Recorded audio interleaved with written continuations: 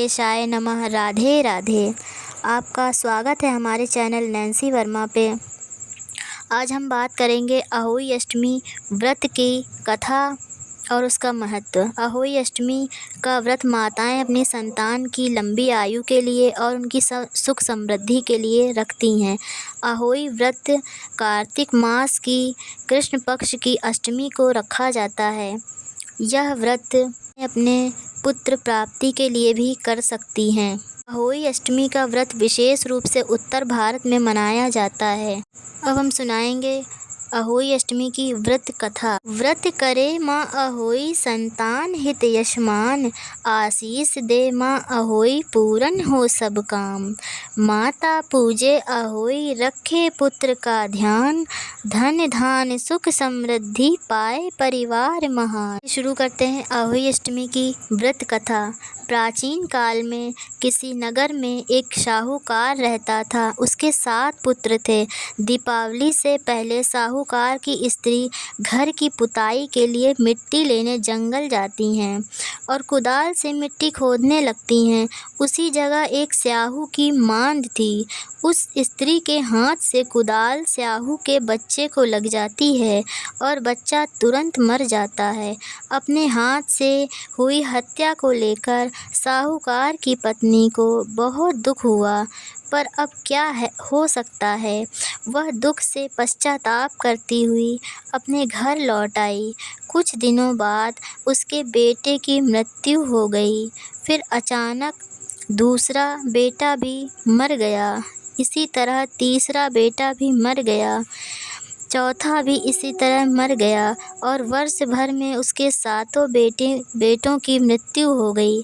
महिला अत्यंत दुखी और विलाप से रहने लगी।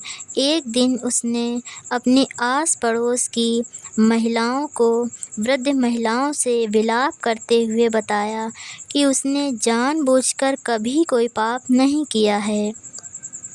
हाँ, एक बार अनजाने में वह मिट्टी खोदने गई और मिट्टी खोदते हुए उसके हाथों से अनजाने में ही शेर के बच्चे की हत्या हो गई थी और उसके बाद उसके 7 बेटों की मृत्यु हो गई। यह सुनकर पास पड़ोस की वृद्ध औरतों ने साहूकार की पत्नी को दिलासा देते हुए कहा कि यह बात बताकर तुमने जो पश्चाताप किया है उससे तुम्हारा आधा पाप नष्ट हो गया है और तुम उसी अष्टमी को भगवती माता की शरण लेकर शेर और शेर के बच्चों का चित्र बनाकर उनकी आराधना करना और क्षमा याचना मांगना।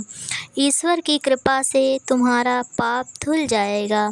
साहूकार की पत्नी ने वृद्ध महिलाओं की बात मानकर इसी तरह किया और कार्तिक मास की कृष्ण पक्ष की अष्टमी को उपवास व पूजा याचना की।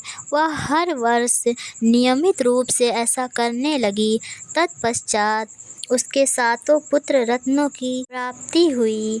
तभी से अहोई अष्टमी व्रत की परंपरा प्रचलित हो गई। जैसे उस साहूकार की पत्नी के दिन बहुरे, उसी तरह अहोई माता सबको सुख समृद्धि और संतान प्राप्ति दे और सुखी रखे।